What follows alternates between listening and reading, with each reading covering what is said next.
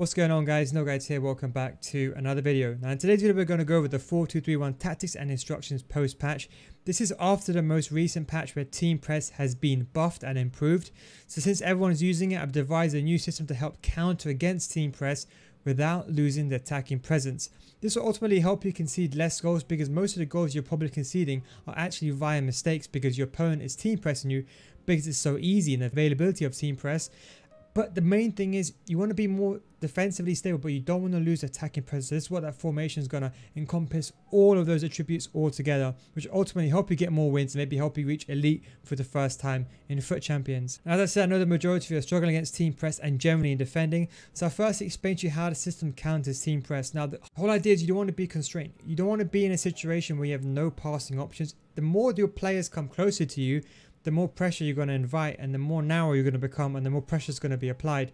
The idea is you want a mix of outlets. So the way I've divided a system is the key is availability.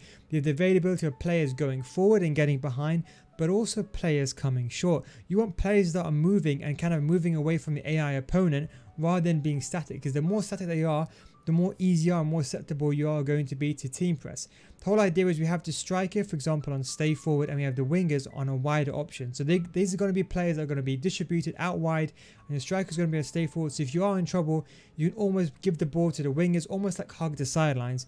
But also, you're going to have the outlet option of the cam. Now, the cam is going to be there to bail you out of trouble. So let's say, for example, if your wide players are not available, you need a close option.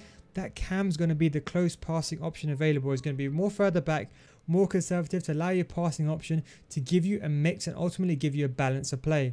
Now, in terms of defensive transition, we've changed the way the cam reacts, because I know many of you guys are also struggling defensively. So we have the cam on comeback and defense as opposed to stay forward. The main thing is the cam is also on conservative interception. This almost creates a 4-3-3. So what happens is when you are defending against your opponent, if you're getting pinned in your box, you can always switch to your cam and bring your cam back and basically reinforce the midfield, almost creating a 4-3-3. So this way you don't bring out your CDM, you don't bring out your centre back, and this way you help getting counter-attacked as well. But the most important thing, because the midfielder is a cam, or in this case he's on comeback and defense, it's not stay back while attacking, you still have the attacking presence, but you also have the defensive stability. So you have a mix of both, and the way this cam is placed, he almost splits the opposition and occupies the space to cut the opponent's passing lanes. Now, going over to the tactics and instructions, we've made some major changes, so it's very important that you stick around and you understand what's been made. The first of all, the pressure on heavy touch has been removed. We had the defensive start pressure on heavy touch before the patch. The reason why is many of you wanted to play attacking, but you wanted to press, and pressure on heavy touch is almost like an AI press. However, since team press is so OP now, just use balance. There's no point in having pressure on heavy touch when you can use team press now. It's like a light switch, on and off. You can turn it on whenever you want. So if you're ever in trouble, and let's say, for example, your opponent's holding the ball, you can always activate team press manually with the D-pad controls. So that's how we've gone back to balanced. Maintain defensive integrity, don't push players out of position, and then you can use team press like a switch whenever you want to. Now, with the width, remember, this is defensive width. This is not when you have the ball. This is when your opponent has the ball. We've gone with 4. This is the perfect balance. As I said, you don't want it to be too narrow because you don't want to be caught down the wings, but also you don't want it to be too wide. With a 4-2-3-1, the best balance is kind of 4. That way your wide cams, they almost occupy the wing areas, but you're not secluded inside your own box. This was very, very important. So basically the midfield is compact, almost like how Atletico Madrid play. So you're very compact in the middle, but you're not too far and not too central. So you can have the perfect balance between them all. Now, moving to the depth. Now, the defensive depth, we've changed it. We've gone to 4. Now, originally it was on 3. Now, we had it on 3 because 3 was the perfect balance between not giving too much space outside your box as opposed to where 1 and 2 does, and not being too far forward where your opponent can play a through ball down the line. But what I realized is when your opponent has the ball, you kind of want to be higher up. This way, when you activate the team press, you're going to be further up. So this way, it will give you that attacking outlet. And this way, because you're going to be further up naturally, you won't have to press always. You can always just select a player and press very manually. So we've gone to this option. If you do struggle with 4, you can put this down to 3. But I've tested this with 4. I think it's the perfect balance. And if your opponent is holding the ball, you can very easily press when you want to.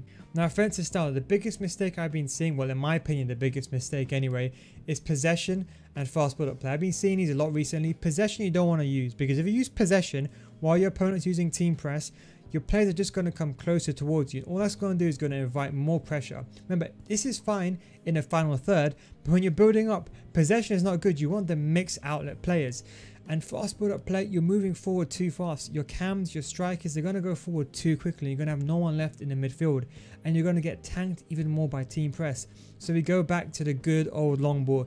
It always will be the most effective. Remember, long ball just means that your players are going to get in behind. That's all long ball means. Remember, your 3 cams, they don't have instructions to get in behind. So what long ball is doing is basically saying, you guys run forward, get in behind. So that's how you create the attacking options out wide, and this is how you also create the width defensively. And offensively, transition is very good because then you have the players running in behind, but you also have the players coming short, which I'll explain to you in a second. Now with the offensive width, we move this to 6. As I said, you want the attacking options, you want the wide options available. Generally speaking, the 4-2-3-1 is quite a narrow formation, but don't forget the lamb and the ram, they basically play as wingers. One thing I always get, people always ask me is, oh, can I play cams here? No, in a 4-2-3-1, these guys are actually play like wingers. So don't put someone like De Bruyne here, put someone like Lucas Moura, someone like Mbappe, put wingers in this position as opposed to using cams. You want fast players that can be darting forward, so you have that availability down the wing. Don't forget, with long ball, your cams are going to run forward, your wide cams. That way they're going to run from a narrow position out wide. So if your opponent is team pressing, because your players are going to run from a narrow cam position out wide, when your opponent's team press, they're going to basically go in the opposite way. So this way your opponent can't catch you. So I've gone with 6. 6 is the perfect balance, and also in the attacking third, you don't lose the presence. Now players in the box, I've personally gone with 4. I think this is the perfect balance. As I said, when you get down to the wing position, as usual, you don't want to cross the ball in all the time. You want to pass someone outside the box, and I think that's kind of the key. That's always been the meta, I think, ever since December. So I've gone with 4. I don't want to commit too many players too far inside the box, and also this way, with too many players far forward, you're going to be susceptible to a counter attack. So 4 gives you more defense stability, but also gives you players outside the box. You can just make a simple pass into one of your strikers. If you do, for example, get in a cross situation, this way you're going to have an outlet on both sides. Corners and free kicks, obviously, depending on however you want to choose, it's completely up to you. Obviously, the more high you have the corners, the more susceptible you are going to be to the counter attack. Now, the most important thing, now we go over to the instructions. So we made some changes. Now, I've gone with 2 systems. One is a system if you're above gold 1. The second system is if you're below gold 1. I'll explain to you the changes. Now, as again, the striker, everyone stay central, stay forward. Now, when your opponent's team pressing, you still want your striker to be occupying your opponent's centre back. So that's why them on stay forward and stay central. We don't want him on getting behind, because if he gets in behind, we're not going to have that striker to pass the ball to. If you're getting team pressed, you want the ball to be played to your striker. So in this case, Mane, we have him on balance. So this way, when you are attacking in the final third, you can pass the ball to Mane and do a fake shot. This way he's not running in behind, because everyone's parking the bus. And because it's on long ball, he'll naturally make getting behind runs anyway. So balance is a perfect balance between them all. Now for the lamb and the ram, we've gone with balanced. We've gone back with free roam. Now, if you don't like free roam, you can turn it off. I should have made a video maybe explaining how OP free roam is and how it basically relieves your opponent's pressure, because your players move away from the defenders. If you don't like free roam, you can just turn it off. That's completely up to you. I would recommend free roam. I would not recommend drift wide, because that means they're going to be too far most of the time. You don't want to be playing like a 4-2-3-1 second variation, because then you might as well play that formation. You want them to be on either balanced or default or free roam. I prefer free roam, but if you want them to be on balanced, have them both.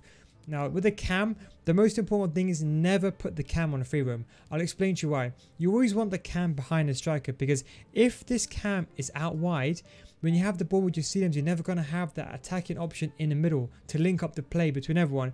Remember, the cam is like the heart of the team. Everything revolves around a cam. So don't put drift wide and don't put free roam. The cam should always stay in the middle. The lamb and the ram, they can basically be on free roam. They can occupy positions.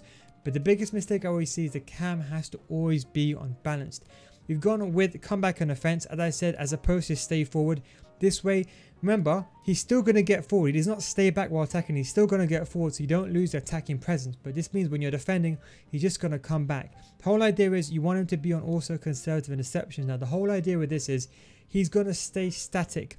So he's going to basically occupy the space rather than move about. So this number 1 is going to split your position. So he's going to naturally cut the passing lanes.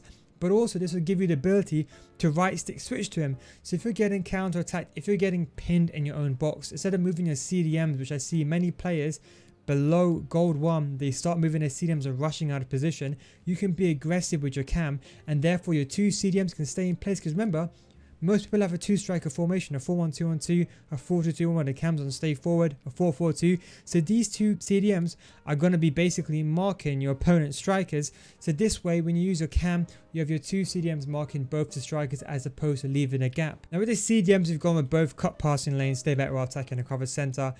I think this is the best. It's the usual one. By the way, this formation has also been tested with a cheap team as well. So don't just think because I got a good team. It's also been tested with a cheap team as well. For the fullbacks, you put them on stay back while attacking. For the run type, it doesn't really matter. If you want to do trigger them forward with the D-pad tactics, you can put them on overlap. But I'd leave them on balance. It doesn't really make too much of a difference because they're going to be staying back the majority of the time.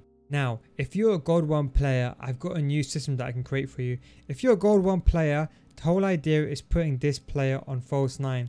Now, what you're doing is basically you're doing two things. Number one, when your opponent is team pressing you, with false 9, what basically happens is this person drops into midfield. The whole idea is you have more attacking creation in the final third because you're going to have basically this guy dropping in midfield and you're going to have your cam on basically unbalanced as well. So basically you're going to have two cams essentially. You're still going to have a striker. He will still drift forward now and then. But the whole idea is if you're a Gold 1 player, you have to trigger these players in behind using the L1 trigger. So what I like to do is with false 9, I like to select my cam. And then someone like Mane who's next to me, I'll use an L1 trigger. So let's say Mane drops in deep, like how Messi does in real life. If you trigger him forward using an L1 trigger, using L1, you can pass the ball to him, to his feet and do a fake shot on either side of the defender and score a very easy goal. It's such an OP tactic to use. As I said, I'll only use this if you're in Gold 1 and above. And I said with that, you have to change this to balance because you don't want your players to be running in behind all the time. As I said, this is for Gold 1 players and above only. You want your players to be almost running in behind when you want them to using the L1 trigger. So the whole idea behind this is that you're going to have a player that's kind of dropping in midfield. You can trigger this play forward using L1, then you can pass to them, do a first time fake shot, and you're basically going to score. It's very, very easy. Anyway guys, that is the tactics and instructions. Hope you enjoyed this video. Also, I got some major plans for the video series, so I've not been uploading for a while. I've just been securing some aspects after the financial year, but we've got some very good videos coming up. Also, I got a defending tutorial coming up as well, so if you want a defending tutorial, make sure you subscribe, turn notifications on. That video will be up very, very soon. Also, write down in the comment section what you're struggling with. I read every single comment. Maybe I don't reply to everything for obvious reasons because it's impossible, but I read everything. So write down in the comment section what you're struggling with the most, and I can make a video, especially with defending. What you're struggling with the most? Tell me what you're struggling most with defending, and I'll make a video on it. Thank you very much for watching, boys. Take it easy, and I'll catch you in the next one. Peace out.